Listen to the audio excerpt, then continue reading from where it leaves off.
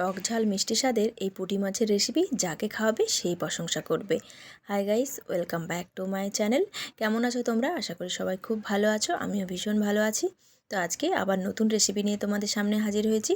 রেসিপিটা দেখো, আশা করছি তোমাদেরও খুব ভালো লাগবে। আজকে তোমাদের সাথে পুঁটি মাছের দারুণ একটা রেসিপি শেয়ার করব, তো ভিডিওটা পুরো দেখার অনুরোধ রইল। পুঁটি মাছের এই রেসিপি বানানোর জন্য প্রথমে লাগছে পুঁটি মাছ। পুঁটি মাছটা খুবই ফ্রেশ আছে, দেখেই তোমরা বুঝতে পারছো। আর পুঁটি মাছ তোমরা কিভাবে কাটবে, যারা নতুন রান্নাবান্না শিখছো তাদেরকে আমি পুঁটি মাছ কাটাটাও দেখিয়ে দেব। অনেক সময় কি হয়, কাটতে গিয়ে ঠিক মতো না কাটা হলে পুঁটি মাছটা তেতো হয়ে যায়। আর বাজার থেকে আনার পর বেশিক্ষণ কিন্তু পুঁটি মাছটা রাখা চলবে না, তাহলে পিত্তগুলো গলে গিয়ে মাছটা তেতো হয়ে যেতে পারে। তাই তাড়াতাড়ি একটু বেছে নেওয়ার চেষ্টা করবে। দেখো, প্রথমে আমি একটা মাছ নিয়েছি, তারপর এই কানের দিকে যে দুটো পাশ অংশ, সেই দুটো পাশ আমি ফেলে দিলাম। এবার খুব ভালো করে লেজার দিকটাও কেটে নিলাম ছোট করে। এরপর আস্তে আস্তে আঁশটাকে আমি ছাড়িয়ে নিচ্ছি, দেখতে পাচ্ছ কিভাবে ঘষে ঘষে ছাড়াচ্ছি। এভাবে ছাড়িয়ে নিতে হবে।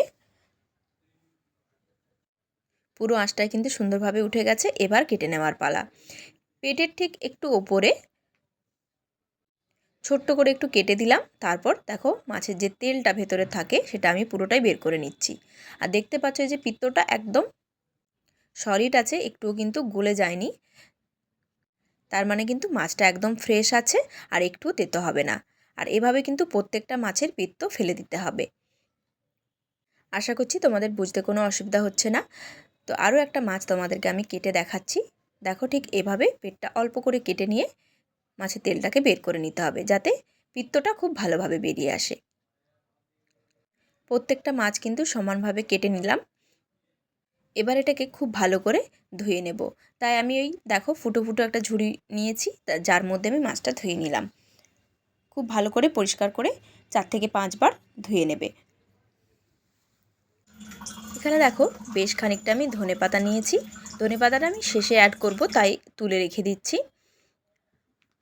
এখানে মাঝারি সাইজের 3টে টমেটো আছে, বড় বড় করে কেটে নিয়েছি। আর 2টো বড় সাইজের পেঁয়াজ আছে। মাছটাকে খুব ভালো করে লবণ আর হলুদ মাখিয়ে নেব। পরিমাণ মতো লবণ আর হলুদ দিয়ে দিলাম। এবার হাত দিয়ে কচলে কচলে মেখে নিতে হবে, যাতে প্রত্যেকটা মাছের সমানভাবে লবণ ঢোকে। 5 মিনিটের মতো রেস্টে রেখে দেব, তারপর চলে যাব রান্নাতে। কড়াইটা খুব ভালো করে গরম করে নিয়ে এখানে আমি সরষের তেল দিয়ে দিলাম। পুঁটি মাছটা ভাজার জন্য একটু বেশি করেই তেল লাগবে, তাই এখানে আমি 5 থেকে 6 চামচের মতো তেল দিয়ে দিলাম। তেলটা যখন ধোঁয়াটা গরম হয়ে যাবে তখন মাছগুলো দিয়ে দেবো। কড়া যদি ভালো করে গরম হয় তাহলে মাছটা চিটিয়ে যাবে না। আর অবশ্যই মাছগুলো দেওয়ার আগে খুন্তির সাহায্যে তেলটাকে খুব ভালো করে কড়াইয়ের চারিপাশে ছড়িয়ে দেবে। এক পিঠ হয়ে গেছে, অপর পিঠ আমি উল্টে দিচ্ছি। সেদিকটাও লাল লাল করে ভেজে নেব। আর পুঁটি মাছ একটু মুচমুচে করে ভাজলে কিন্তু ভালো লাগে। আর এই মাছের ভাজা খেতে যেমন ভালো লাগে, সেরকমই ভালো লাগে তেল ঝাল খেতে। তবে আজকে আমি একটু টমেটো দিয়ে টক টক বানাবো। এটা খেতে কিন্তু বেশ ভালো লাগে। প্রথম ক্ষেপের মাছগুলো ভাজা হয়ে গেছে। এখন আমি দ্বিতীয়বারও মাছগুলো খুব ভালো করে ভেজে নেব। ভিডিওটা ভালো লাগলে অবশ্যই কিন্তু একটা লাইক আর বন্ধুদের সাথে শেয়ার করতে ভুলবে না। আর চ্যানেলে কেউ যদি নতুন বন্ধু এসেছো, চ্যানেলটিকে সাবস্ক্রাইব করে পাশে থাকা বেল আইকনটি অবশ্যই প্রেস করে দেবে, যাতে আমি কোনো নতুন ভিডিও আপলোড করলে সেটা তোমাদের কাছে পৌঁছে যায়। পুঁটি মাছে কিন্তু বেশ অনেকটাই তেল টেনে নিয়েছে, তাই এখানে আরও 2 চামচের মতো তেল আমি অ্যাড করলাম। ফোড়নে দিয়ে দিলাম হাফ চামচের মতো গোটা জিরে, তোমরা চাইলে কালো জিরেও ব্যবহার করতে পারো। 2টো কাঁচা লঙ্কা দিয়ে দিলাম। আর যে পেঁয়াজটা কুচিয়ে রেখেছিলাম সেটাকে হাতে করে একটু ম্যাশ করে করে এখানে দিয়ে দিচ্ছি। টক ঝাল মিষ্টি স্বাদের এই পুঁটি মাছটা একবার বানিয়ে ভাতের সাথে ট্রাই করবে, দারুণ লাগে খেতে। এই একটা পদ দিয়ে কিন্তু সমস্ত ভাত খাওয়া হয়ে যাবে। তো কথা বলতে বলতে দেখো, পেঁয়াজটা আমি হালকা করে ভেজে নিয়েছি। এরপর দিয়ে দেবো 5 থেকে 6 কোয়া রসুন। রসুনটা আমি কুচিয়ে নিয়ে দিলাম, তোমরা চাইলে থেতো করে নিয়েও দিতে পারো। পেঁয়াজ আর রসুনটা ভালো করে ভাজা হয়ে গেছে। এখন এবার টমেটোটা অ্যাড করে দিচ্ছি। পুরো টমেটোটাই আমি একবারে দিয়ে দিলাম। বিশেষ করে যারা টক খেতে পছন্দ করো তাদের তো এই তরকারিটা খুবই ভালো লাগবে। অবশ্যই কিন্তু বাড়িতে একবার ট্রাই করো আর আমাকে জানাবে তোমাদের কেমন লেগেছে। টমেটোটা দেওয়ার পর টমেটোটা আমি একটু ভেজে নিচ্ছি একসাথে। এবার বাকি মশলাগুলো অ্যাড করে দিচ্ছি।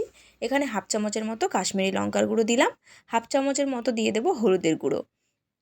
হলুদের গুঁড়োটা একটু বেশি নিয়েছিলাম, তাই বাকিটা রেখে দিলাম। হাফ চামচ দিয়ে দিলাম জিরে গুঁড়ো, হাফ চামচ ধনের গুঁড়ো, হাফ চামচ দিয়ে দেবো ঝাল লঙ্কার গুঁড়ো। তবে ঝালটা অবশ্যই তোমাদের পরিমাণ মতো নিয়ে নেবে। এখন দিয়ে দিতে হবে টেস্ট অনুসারে লবণ। এবার ভালো করে সমস্ত কিছু কষিয়ে নেব। মশলাটা যত ভালো কষানো হবে তরকারি টেস্ট কিন্তু ততটাই সুন্দর হবে। আর মাঝে মধ্যে খুন্তির সাহায্যে আমি একটু চেপে দিচ্ছি যাতে টমেটোগুলো ম্যাশ হয়ে যায়। 5 মিনিটের মতো ঢাকা চাপা দিয়ে হালকা আঁচে মশলাটাকে খুব ভালো করে কষিয়ে নিলাম। এবার খুন্তির সাহায্যে টমেটোগুলোকে একদম চিপে দিলাম যাতে খুব ভালোভাবে পেস্ট হয়ে যায় আর মশলাটা একদম গ্রেভিটা সুন্দরভাবে হয়। এখানে আমি চা খাবার যে কাপগুলো হয় সেই কাপ মেপে 1 কাপ জল দিয়েছি। তবে জলটা অবশ্যই তোমাদের পরিমাণ মতো নিয়ে নেবে কতটা তোমরা গ্রেভি রাখতে চাইছো। এই তরকারিটা কিন্তু একটু গামাখা হবে, তাই আমি বেশি জল দিলাম না। টমেটোর পরিমাণটা যেহেতু বেশি আছে তাই লবণটা একটু চেক করে নেব। তারপর দিয়ে দেব অল্প পরিমাণ চিনি। অবশ্যই চিনিটা দেওয়ার চেষ্টা করবে, তাহলে টেস্টটা কিন্তু খুব ভালো আসবে। 5 থেকে 6 মিনিট হালকা আঁচে ফুটিয়ে নেওয়ার পর এবার মাছটা অ্যাড করে দেব। মশলাটা খুব ভালো করে সেদ্ধ হয়ে গেছে আর সুন্দর একটা ফ্লেভারও আসছে। এবার মাছগুলো দিয়ে দেব এখানে। মাছগুলো দেওয়ার পর বেশিক্ষণ রাখতে হবে না, পুঁটি মাছ একটুতেই নরম হয়ে যাবে। মশলাটার সাথে 4 থেকে 5 মিনিট আমি একটু কষিয়ে নিচ্ছি। আঁচটাকে কিন্তু আমি কমিয়ে রেখেছি।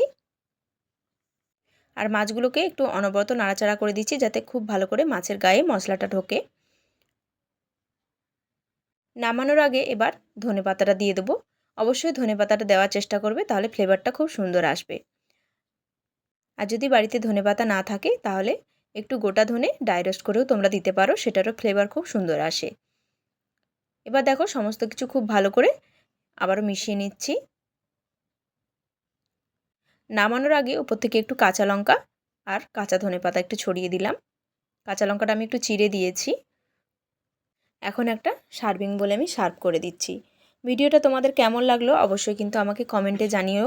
ভালো লাগলে অবশ্যই একটা লাইক আর শেয়ার করে দিও। গরম ভাতের সাথে কিন্তু এই একটা পদই একাই 100। যারা পুঁটি মাছ খেতে পছন্দ করে না এভাবে রান্না করে দিলে তারাও কিন্তু অনায়াসে খেয়ে ফেলবে। আবার ফিরে আসবো নতুন কোনো ভিডিও নিয়ে। ততক্ষণ সবাই ভালো থাকবে, সুস্থ থাকবে আর সবাই এভাবেই আমার পাশে থাকবে।